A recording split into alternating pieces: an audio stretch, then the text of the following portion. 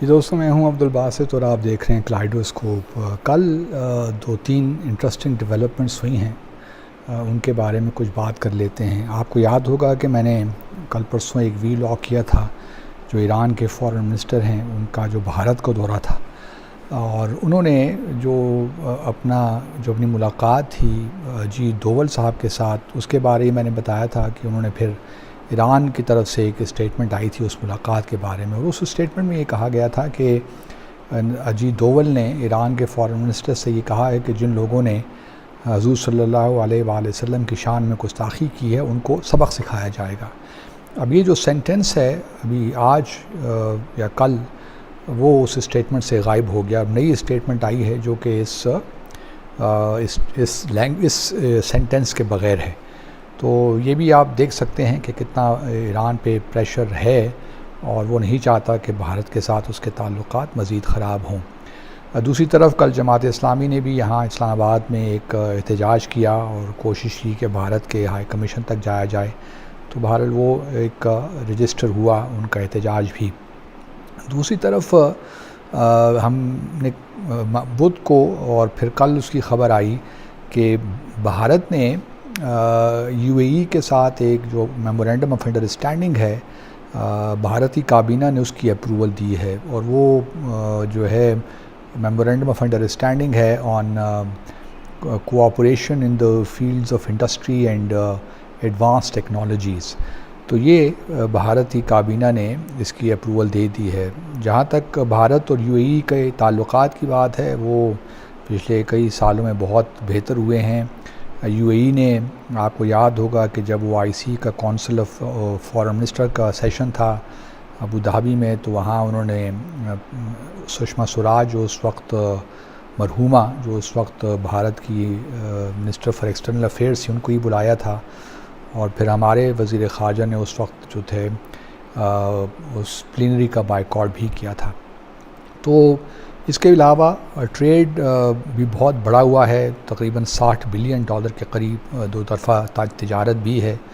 उसके अलावा अगर आप देखिए तो इन्वेस्टमेंट जो है, यूएई की जो इन्वेस्टमेंट है भारत में तकरीबन $18 बिलियन के करीब है। और फिर भारत की बहुत इन्वेस्टमेंट है यूएई में, तकरीबन $80 बिलियन से ज़्यादा इन्वेस्टमेंट है। तो इनके ताल्लुकात भी काफ़ी गहरे हो रहे हैं हर शोबे में।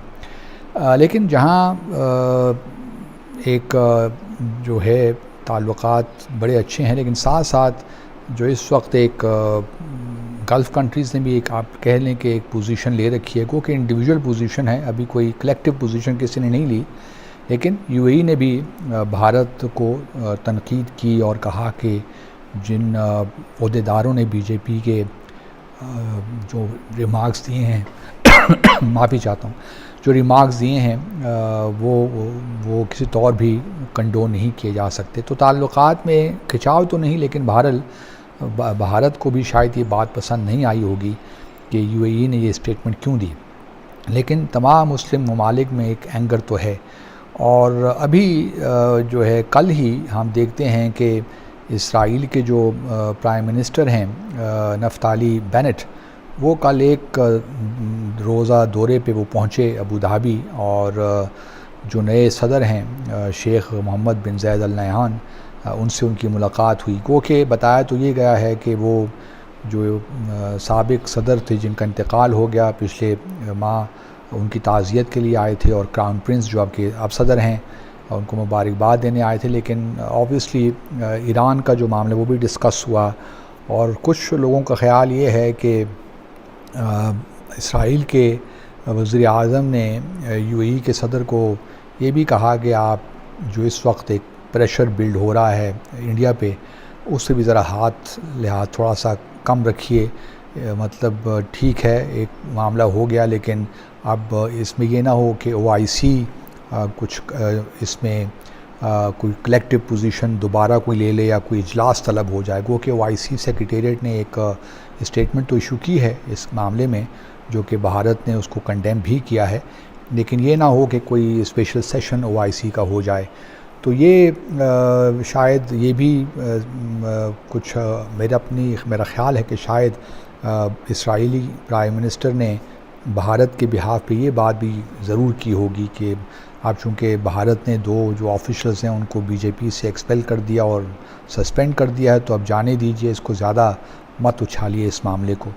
तो ये बात भी यकीनी तौर पे हुई होगी और फिर ईरान का न्यूक्लियर प्रोग्राम वो भी जो डिस्कस हुआ होगा।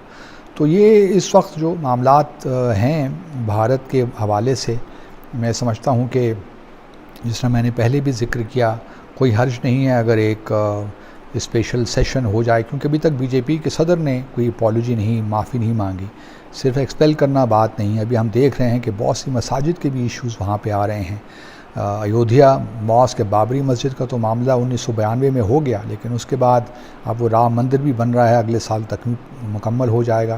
लेकिन इसके बावजूद बहुत सी और मसाजिद हैं जिनके बारे में ज्ञानवापी मस्जिद है या काशी मस्जिद मथुरा में, और फिर ताज महल को भी इस तरह टारगेट कर रहे हैं। तो ये तमाम वो चीज़ें हैं जिसके बारे में OIC को चाहिए कि कलेक्टिव कोई पोजीशन ले। और अभी चूँकि भारत जो है वो किसी तौर भी जो है उनके बीजेपी के सदर माफ़ी मांगने को तैयार नहीं हैं, और तो फिर जो है ये ना ये ज़मानत देने के लिए तैयार हैं कि मज़ीद जो मुसलमानों के ख़िलाफ़ कार्रवाइयाँ हो रही हैं वो बंद हो जाएंगी, रुक जाएंगी। तो मैं समझता हूँ कि OIC को प्रेशर मेंटेन रखना चाहिए भारत पे, और इसमें पाकिस्तान एक अहम मुल्क है और हमें अपना किरदार अदा करना चाहिए इस मामले में, ताकि भारत का जो असल चेहरा है वो हम एक्सपोज कर सकें।